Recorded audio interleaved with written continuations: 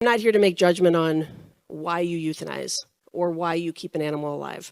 That's really not what this is about. I think that's something very personal to you and to your community and to your team and to what your shelter can be doing or your rescue. What we are going to be talking about is just how to kind of gain that buy-in through whatever decisions you do make. So that's, again, I think it's something that is really important for everybody to keep in mind, that we're not trying to make judgment on the decisions. Something else about this presentation is that I'm going to be focusing a lot on dogs with behavior issues, but there's no reason this couldn't be applied to cats or to medical situations or anything else. But just a quick note about that. So if you are anybody like me, I'm the shelter director, so I'm not the executive. I'm one level down, and these decisions are so difficult. This is the worst part of my week.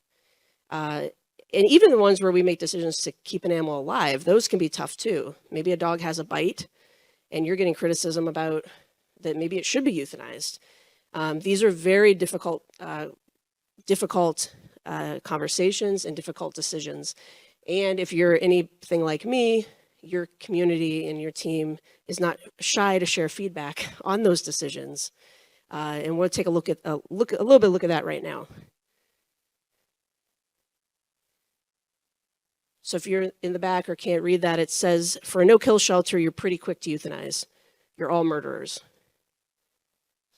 And how about this one? That dog was dangerous, but you won't euthanize because all you care about is the numbers. What's funny is that I got that feedback about the same dog. So those are direct quotes about the same dog. We see people at both ends of the spectrum. The ones who think you are euthanizing way too much and those that think you're euthanizing not enough. And to be honest, as I've done this for a little while, I'm in my 5th year of management, of being in a director role, I am starting to care less about these people, kind of on the fringes, and kind of looking at it as a bell curve. I'm trying to focus more on those people in the middle. Chances are I'm never going to make these people happy. And so I've just got to be able to kind of roll with it, share these comments at conferences, and use, just let this stuff roll off my back, which has taken a long time. I take these comments very personally, and I want to fight back. But again, we do have people at all ends of the spectrum. Probably in this room, we've got a lot of range of opinion on every decision that is made, especially when it comes to life and death.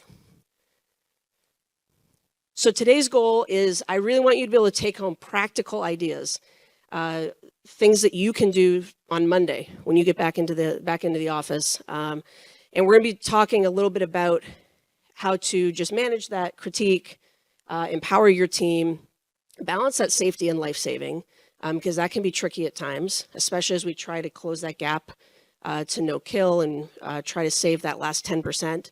That can be difficult. And also, by doing what we're going to do is go through some leadership strategies, and then we're going to run through our entire process that we use at Cincinnati Animal CARE that we developed over the last 3 years. So these are the 6 leadership strategies. You don't have to write them down or anything, so we're going to go through each of them. And I think these are things that will be, I hope, very helpful to you. And they've been things we've learned along the way in Cincinnati. And I say we because it's not just me. I'm on a team that makes these decisions. So something that was important for us was to set expectations. That was probably the number one thing when we got in there in 2020. We had to really define what is our philosophy. If a dog bites, if a dog is deteriorating, or an animal comes in with medical issues, whatever it may be, what is our stance? And we don't want to put ourselves in a corner where we are very hard-lined on what we do in every situation. Every situation is different. But we needed a philosophy. And so we wrote one up, and I believe it's in the notes that are accompanied with this session. And I think it's been updated on the app, but if not, it's Thursday at 2:00 if you need to go back and look. But our philosophy is pretty simple. We believe that every animal deserves a chance. We believe that every animal is an individual, and we're going to assess every animal holistically. So those are the 3 things that we want to be doing. Give them a chance, treat them as an individual, and assess them holistically. when it comes to that, we've made sure that everybody in our organization knows that. It's a little more in depth than that, but that's where we've started. We had to set criteria for decisions so that it didn't seem random and it didn't feel random when we were making these decisions. And we'll talk a little bit later about the criteria. And we had to come up with expectations around process and routine. Make sure everybody understands what to expect as we're going through these decisions together. Transparency is super important to our organization. We don't shy away from sharing anything. Our website has noses in, noses out data. That's at cincinnatianimalcare.org in the About Us statistics section, if you need an example of what that looks like. So it is out there every month. So every animal is accounted for. Nobody's just kind of disappearing in the dark of the night. Every animal is accounted for. We are always happy to discuss, decisions that we've made. That can seem like a little bit of a pain. I got stuff to do. I don't really feel like having that awkward conversation. But if a volunteer or a staff member asks to come and speak with us, why did you euthanize? Why didn't you euthanize? Myself, our behavior and training manager, Chris, up on the board, anyone on our team that makes these decisions, it's an open door. Come talk to us. We're happy to have that conversation. And what we found is it actually has helped us have less conversations, because once we are having those conversations, people start trusting us more. And we also publish is kind of a strange word, I guess, but we put out our decisions every week. So to our staff and to our volunteers, we send out the dogs that we are still, they're at risk, they're urgent, but we also send out the list of euthanasias that we have decided on. So our staff and our volunteers are aware of that every single week. Their name, when we're euthanizing, the day and the time. So everybody's very aware of that. That kind of goes along with that communication, but we had to set expectations around communication as well. We meet our life-saving team, which we'll talk about in a little bit. We meet every Tuesday at 9:30 a.m. And I'm the one who sends the update out. I try to get that out by 4 o'clock every afternoon, Tuesday afternoon. If I can't, I hear about it. Everybody now expects that update will be coming out at that time. We've set that expectation. So it's up to us to communicate when that kind of thing changes. We needed to set expectations around staff and volunteer participation. Sometimes that means we need more participation. Sometimes we need to set boundaries around participation. But letting everybody know how they can help and what they can do for the animals. And with that life-saving update that we send out each week, we include the animals, again, that urgent list. Who needs help and what do they need? They need foster. They need more enrichment. Who's going to walk them? Who's stuffing the Kongs? That type of information, really giving, direct instructions allows our staff and our volunteers to feel like they've got some participation and they have control. They've got something they can do to at least try to help that animal. And finally, I think something very important is that they're setting expectations around acceptable behavior. The murderer comment, not acceptable. And so I've got to address that. I've got to talk to that person, and maybe they stay, maybe they don't. Maybe we decide together that this is not the best place for them to be volunteering. But it's important for us to set that acceptable behavior, and especially in the team that makes the decisions. We've got 5 people on that committee, and if anybody's in a weird mood or creating a weird vibe, it's important that we address that, because it's got to be a safe place. It's got to be somewhere where we feel like we can share and talk and argue, but come out of there with respect. So those expectations are really important. And again, we'll talk a little bit more about it as we go through. Number 2 is being transparent and communicate. I just said that on the last slide, but they bear their own slide because they're so important. So being honest and direct, we don't dodge anything. We're not shady. We're not like kind of trying to avoid conversations. Like I said, when we make a euthanasia decision, we say why, we tell them when it's happening, and also where it's happening. So being direct and honest has really paid off. And it's one of those things where, it's like you kind of feel like everybody's going to come at you. When you do it a couple times, you have those conversations, you put the word out, all of a sudden that trust seems to be built, and they leave you alone. They're like, we get it. We understand we trust what you're doing. We try to communicate in multiple ways. As I mentioned, trying to have those conversations. We send out a life-saving update every Tuesday. That goes by email to volunteers and fosters that sign up for it. We used to just send it to everybody, and I was getting I don't want to know emails. So we ended up putting it out there that if you want to be alerted to the decisions, then you can join the email list and we'll get it out to you. Our team gets a post on Slack. We use Slack. We were using a Facebook update page, but we're using Slack to communicate now. We also communicate when we do make a euthanasia decision. We've got a euthanasia report that is written that explains why we made the decision, the interventions that we used, the incidents that happened that led to the decision. And that is printed, signed by all members of the team, of the life-saving team, and we put in a binder behind the front desk. So that's available to everyone as well to get more in depth about why a decision was made. So we're communicating, trying to put it out there in as many ways as possible for our team, our staff and our volunteers to know and feel good. Nobody feels good about those decisions, but feel like it was handled appropriately. It's going to be important we learned to make plans for some changes to routine. So again, if I'm at a conference, I didn't get a life-saving update out this Tuesday. And so just give everybody a heads up that update is not coming this week because we are not meeting. But if we needed to, it might come out throughout the week. But I just let our team know that won't be happening this week. So just giving those updates, those 2 changes in routine. Favorites are ones that can get a little tricky. We all have them at the shelter. There's that dog that is just everyone loves. And it's the volunteer's favorite, the foster's favorite, the staff loves it, and you make that euthanasia decision. That can be very, very difficult. And we've tried it a couple different ways where we sort of went business as usual, and we just treated that dog like anybody else. And we didn't get, it was not, we got a little bit of backlash on that. We will always make sure we're doing what's best for the animal. So for example, if that dog is deteriorating, and we've exhausted all options and there was no other, we decided euthanasia is what we want to do. I'm not going to wait a week just so everybody can say goodbye. We're going to make that, we need to proceed in the best interest of that animal. If it's more of a behavior thing, the dog's doing okay, we may give an extra day, to make sure that volunteers or staff have that opportunity to say goodbye. We also may reach out to, we try not to reach out to individuals. That's kind of a can of worms that if you reach out to one person, you feel like you got to reach out to everybody. So our policy is we don't reach out, but we will. If it's, somebody fostered a dog for 6 months, that dog was in their home for 6 months, we're going to let them know if we've come to this decision. So there are some exceptions we make, but those favorites are really important. And you got to have an ear to the ground knowing who those favorites are. In my position, I kind of keep the objective, I stay a little bit more objective.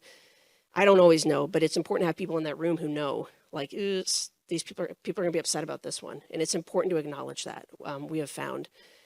And finally, surprise behaviors. We also have dogs at your shelter that are perfect. And then they go into the home and they're terrors and they're biting people and scaring kids and chasing other animals. And, but your team has not seen that behavior. So it can be pretty shocking when that animal gets returned, maybe on a bite that's significant enough, or behaviors that are significant enough that you feel euthanasia is warranted, and you say we're euthanizing, and this dog has shown no behavior issues while in your care. Your team can be pretty surprised and often pretty argumentative about, why were we making this decision?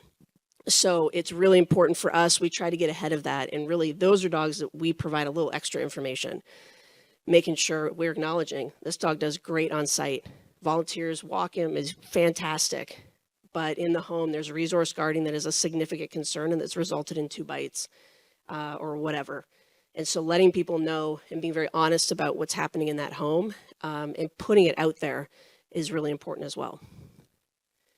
I don't know if everybody here knows Tawny Hammond. She's from Best Friends, and I don't know if this is actually her quote, but she said it to me, so I'm quoting her. It's more important to get it right than to be right. That is so important for us, and we say that all the time in our shelter and in our meetings. It's more important to get it right than to be right. We want to make decisions with all the information possible. When we have an incident, usually it's a bite, we want pictures. Our staff will call and interview people. Our officers are trained to, if they're taking in an animal with a bite, to get pictures, to interview, to get a full report. We've sent officers to hospitals before to follow, like, well, the person was already gone who was bit. All right, go get information, try and get a picture. We don't want to make decisions with like kind of half-baked stories and, when we don't know exactly what happened, because a lot of times it can be misleading either direction. you might hear that this was like somebody was almost killed, and it turns out to be something pretty minor. Or on the flip side, somebody's hiding it. They're like, I'm fine, but their arm's like dangling off. So it could go either way, and it's really important for us to get as much information as possible. And so when we sit down and discuss these situations, everybody needs to be prepared to answer, as many questions as we can. And we've held off on decisions while we're waiting for more information to come about. And so that's really important for us. And especially sometimes I know, at least at our shelter, it can get kind of like the frenzy can start. There's an incident and everybody's freaking out and everybody's like, oh my, like, ah. And we gotta euthanize, we gotta euthanize. Like that, it takes at the leadership level, calming down. Hold on, there's no rush. There is very rarely a rush to euthanize, but we can't bring back dead. We want to make sure we get all that information. And so being able to kind of settle the team and say, we're gonna collect all the, we're probably gonna end up in euthanasia, but I wanna be sure. I wanna get all that information. Be open to new information and ideas. We've made decisions in the past to euthanize. We've announced it. We've put it's Thursday at 3, we're doing it. And at Thursday at 2, new information comes forward. We have hit the brakes, and we have turned around and said we're not doing it. So time out. We want to investigate this new information. We have at the beginning, we were accused of kind of flip-flopping. You guys can't make up your minds, and it kind of people trying to make us seem like we weren't taking this seriously, or we're just kind of making it up as we go. But as we've shown a willingness to do that, I think it's actually given us that credibility that we are taking this very seriously. And we are not ending a life without all the information. So if something else comes forward, it might be even an error, or maybe we missed that person of interest in the profile. Like it's a record scratch. We are stopping, and we're going to go call that person of interest. Whatever it might be, we want to, if there's new information that comes forward, we want to look into it, and it's okay to change your mind. Again, I think our fear was that people would think we didn't know what we were doing, and it's become the opposite. We've really gained some respect that we are willing to get it right. Again, we want to get it right. We don't want to be right. It's important for us to be able to stand by our decision. So when we do make that decision, I want to be very confident that if this were to go to the news, if this were to go to the community, if our board heard about it, whatever, and if we decided to euthanize or we didn't, I want to be able to stand by that based on the information we have, this is the decision we made. And if we're feeling kind of about it, we're going to hold off. And we're going to talk again. We're going to gather everybody together again, but we want to be very sure. It's going to be important to empower and engage your team. We say at Cincinnati Animal CARE all the time, life-saving is a community ethic. This is not a spectator sport. You have got to get involved. And when we took over in 2020, the community had been asking for transformational change. And we said, we can do it, but the 80 people that work in our building cannot do it alone. We need the community to get involved. So what life-saving looks like, what no-kill looks like, is really up to our community. You can't say you want it and then just kind of, sit around and wait for it to happen. We need people to get involved. And I think starting with our team, that includes our volunteers, our staff, it was really important to get them to be a part of the process. I think a lot of these decisions are made at the top, sometimes made by one person, which I highly do not recommend. And it can feel like it's out of your control. If you're a volunteer, you're a staff member, you're spending your days caring for these animals, loving these animals, walking them, feeding them, doing all these things, and then somebody somewhere in an office makes a decision that they're going to euthanize. That's not a very good feeling. I've been in that position, and as I've moved up into leadership and with our team, we want to avoid that as much as possible. We want our people to feel like they had some power to change that outcome if they're not happy with it. So it's really important to let your team participate in that entire process. Give them time and clear instructions. So if a dog starts deteriorating, it was really important for us to be able to say very clearly, we need foster. You need to start working on finding a foster home, and this is what that foster home looks like. Who's doing enrichment? Who's stuffing the Kongs? How many times a day are we getting them? Volunteers, how can you help? We need more walks. We need more whatever. So every department, when we have those life-saving meetings on Tuesdays, an email goes out internally with instructions for every department, with what needs to happen for each dog. And we got to give them time. We've made the mistake in the past. We haven't done this in a long time, but we've made the mistake in the past of saying this dog needs Kongs 3 times a day. And then we're like, but the euthanasia is tomorrow. You can't, you've got to give people time to work on that and to provide that, that time. So we're very clear about time and clear instructions. Utilizing specific staff and volunteers is important. If you have people in your building that are really good at certain things, maybe they really like certain types of animals, or they're really good with the shy ones, or whatever it may be, utilize them. It's a great way to get them involved. People always feel good when you single them out and say, hey, I know you're really good at this. A lot of times we found people step up, and it's let's use their skills. And there's some of our staff, or not really our staff, but some of our volunteers sometimes, you know, they might get too involved, and it might be sometimes a little bit of a pain to, you know, try to finagle them a little bit. But at the end of the day, we need them. We need that person who, if that person is going to help save a life, I'm willing to, you know, to take on any of the problems that come along with it. We have something, a program that's really cool, just kind of on a side note, called Shelter Buddies, and it's open to every staff member in the organization. So you might be in HR, you might be at the front desk, dispatch, whatever it is, and you can volunteer for the program. And we've got dogs that are sort of in that at-risk area. So it's not our, you know, the worst of the worst. It's our dogs that just kind of need some extra help. A lot of times they're deteriorating. They'll be matched with a shelter buddy. So anyone on the team can be matched up with a dog who just needs a little extra help. And part of their paid day is to spend 15 to 30 minutes a day working with that dog. They're given a basic plan. You know, we're not having anybody train like offensive dog aggression or anything. But just getting them out of the kennel, working on some sits, some downs, treating for, you know, not being reactive when other dogs are walking by. Everybody has that plan. They know what to do. And they're, like I said, it's part of their day. And it's a really fun way for the people to, you know, feel like they're participating, advocate for a dog. The dogs are getting a lot out of it, and the people are getting a lot out of it as well. So Shelter Buddies is really fun. Our staff really enjoy that. And I think it's important to push the limits as well. This picture here was taken just maybe about maybe about a month ago. And I think when we came in August of 2020, again, I'm not making judgments on where anybody is with their life saving, but when we came in 2020, the group that had ran operations prior, they were not saving dogs that were down and back, which just, you know, means they can't use their back legs. Those dogs were always euthanized, and that was just where they were in their, you know, where they were with the resources they had, or whatever. It was one of the things they were doing. And when we started, we were like, well, we can save those guys. We can save the ones that are down and back. And it's a little more work. You know, we got to care for them. We got to make sure they have what they need. But I remember the first time when we got there was a dog that was down and back who was scheduled for euthanasia, but the way the timing worked, we took over and he was still there. And I remember the medical team that was there was like, well, when are we going to do this? And our medical director, who's here today, was like, we're not doing that. This dog can be saved.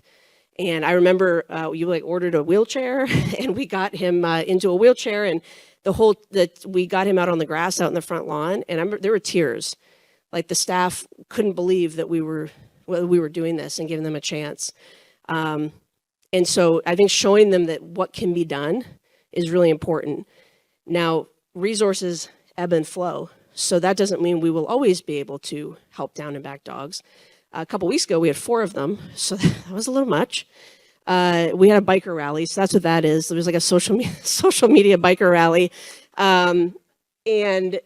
But I believe one of them we ended up euthanizing because he was down and back and in front. We were hoping we could pull him through. And it got to the point where he needed so much care, we were unable to provide that. So we did end up euthanizing one of them. But again, it's always about those resources and who's coming forward to help and who's not. So our team, I think right now we have a team that just believes we can do anything.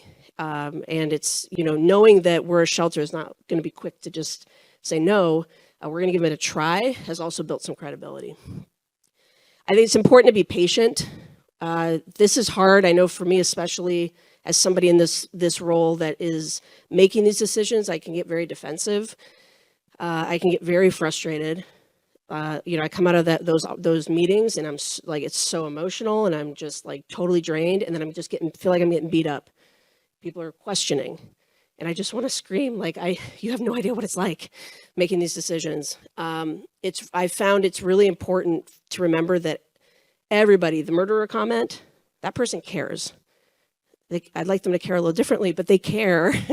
And it's really important for me as just my personal mental health is to keep remembering that we're all here, we care. When those people are pestering and asking questions and questioning, and they care. And it goes back to me, that communication and helping them understand the why. But they're here because they care. And so it's a little bit of that empathy, kind of put myself in their shoes, all that stuff. It actually does help. It's helped me to, I have to remind myself a lot. It doesn't come easy, but it is important. And then just weathering the storm. There's going to be, I'm sure there already has been, a euthanasia or a life-saving decision. Again, maybe a dog has a decent bite and you chose to keep going, that you're going to get critique on. Most often, it will pass.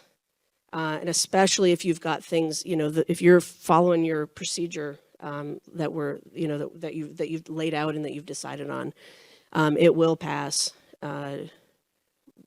They'll get on to something else sooner than later. And finally, the sixth leadership strategy is just taking care of yourself. And this really should say take care of your team as well. Make decisions as a team, make decisions as a team, make decisions as a team. I've had multiple people come up to me after the first presentation and say that they're doing this by themselves. And you can't. I'm here to tell you that. I'm on a team and I struggle. These decisions should not be the burden of one person. And if they are, you got to stop that. And sometimes, somebody I spoke with was like, I'm good, I'm fine. And then later in the conversation, she's like, I'm on meds, I'm in therapy. And I'm like, see, you're not fine. And I am too, meds and therapy. But you got to make these decisions as a team. And I'll say it for two reasons. One, for your own health. You may think that you can do it. You cannot. You're going to crack at some point, and we need you. We need you in animal welfare. We need you to be here. We don't need you quitting because you can't handle it anymore. So please get that help. But the other reason is I'm going to skip down a little bit, but probably about 6 or 7 months ago, back in February, I was starting to crack, and I was having a really hard time. And so one of the things that we do with our team is that's making these decisions is you can take breaks. So I stepped away for about 6 weeks, and I wanted nothing to do with it. And I still don't know what happened in those meetings. I never went back and followed up or was reading it on the side. I did everything else. I did my whole job, business as usual, except I didn't attend these meetings. And it was really nice to be able to step back. But if I was the only one making those decisions, I wouldn't have been able to do that. So I was able to step away, and I trusted that the team that was there would be able to do it. The team that we have at Cincinnati Animal CARE in our life-saving meetings is I'm the shelter director, so I'm there. Our medical director, our veterinarian, so we've got 2 medical staff, and we have a behavior and training manager and a behavior and training coordinator. Our dog care manager is in there sometimes, and that's sort of been more of a staffing thing. We've sort of coming on with a few different managers. So having basically 2 behavior or dog care, 2 medical and myself, we have our medical staff in there. That's really important to us because they're the ones performing the euthanasia. Whoever in your organization is actually performing that euthanasia, I believe should have access to those meetings. They should be allowed to sit in and hear why you're asking them to do this. Our veterinarian actually doesn't really participate much. She just sits in and just wants to know and wants to understand what's going on. She pipes up every once in a while, but mostly just wants to know and wants to understand. So back to this, we make sure you're addressing issues. If there is tension, if there is, you hear in rumors, things like that, go out and address those and make sure, get everybody back on that same page. Again, these are tough decisions. Make sure you're setting boundaries. For me, what that's looked like is 2 things in particular. Social media, I used to struggle with, but I unfriended everyone in Cincinnati who works in animal welfare. And I sent most of the messages. I'm like, no offense, but I don't want to get on. But if you're not from Cincinnati, I'd be happy to be your friend on social media. It's just the local stuff I don't want to be involved in. And I'll hear about it. So if there's something important, I hear about it. Don't worry about me. But that was really important for me about a year ago. I'm like, I'm just unfriending everybody. And that's been very helpful. And then the other thing I've done is take the alerts, my email alerts, off my phone. So I can still check. I still have the Gmail on there, but I don't get alerted. Because what was happening is I get like an 11 o'clock at night, you're all murderers email, and then I'm not sleeping for like the next like 3 days. And I'm just so frustrated and I can't. So emails, I don't get those alerts anymore. So that was a couple of the boundaries that I personally set that have been very helpful. And focusing on the wins is important as well. There is so much good happening in your organization. If you have a 51% live release rate or above, more than half the animals are making it out alive. You are winning. You are doing good work. And it's so easy to get just focused on these tough decisions because they do weigh on you and they do matter and every life matters. But you got to keep that bigger approach and bigger perspective. That was something else for me as well when I was starting to have issues, was I felt like all I was hearing about and seeing, because I'm mostly in the office. At the higher levels, you're not working with the animals like you were maybe when you were in the lower, in lower positions in the organization. So there was becoming a point where the only time I was really talking about animals at a personal level was hearing about how bad they were. They're biting, they're deteriorating. It was so hard. They're bad. They were sad. It was sad. That was all I was hearing, and that's all I was seeing. And so it was really important for me to take time to focus on the ones that we're doing well. Focus on my animals. Go out and walk a dog that has no issues and is just happy and jumpy. So making sure to take that time was important, and that kind of goes along with making time for what energizes you. There's something that got you into animal welfare that you love, whether that's playing with kittens, whether that's doing some dog training with a dog, whether that's just going on walks, maybe it's hanging out in the medical room and doing intake exams or whatever it is. There's something that you love about animal welfare. Find time for that. Make sure that you take 10, 15, 20 minutes every day to do that. Because again, some of these higher levels, you can just get stuck with the mundane. With just you're just doing paperwork all day, that type of thing, and it's important to find that time.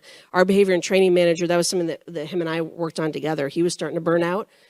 We talked about, what do you love to do? And he said, I love working with the dogs, but I feel like I'm not working with them. I'm doing all these other things. I'm in meetings. I'm in all this. So it's really important to find the time for that.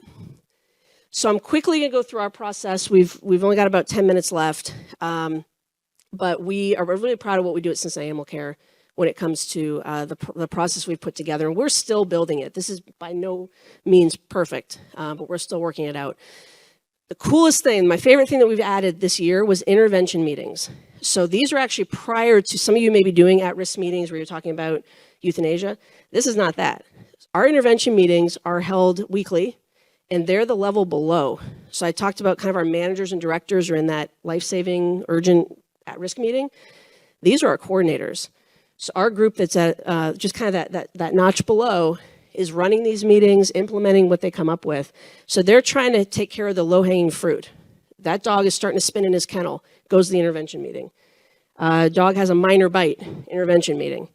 And what that's done is my favorite part is empowered that team. We talked about that earlier. A lot of these decisions are made in the back office by the director. Our coordinators have power, and they are able to get involved, and it's taken a lot off of our meeting. Our meetings used to be like 3 hours long. Now we've been able to just focus on the ones who really need the help. So intervention meetings have been awesome. It's a great way to get your staff involved. So they work off of a spreadsheet, and they track progress. Hopefully the goal is to get that animal off the meeting or off that list. The dog's spinning, we provide intervention, dog does well again. So that's really the goal. This is in you don't have to write this down. It's way too many words for a slide, but it's in in the notes. But it's the intervention strategies that we use as we run through and decide what an animal can do. There is a lot you can be doing for animals in your care.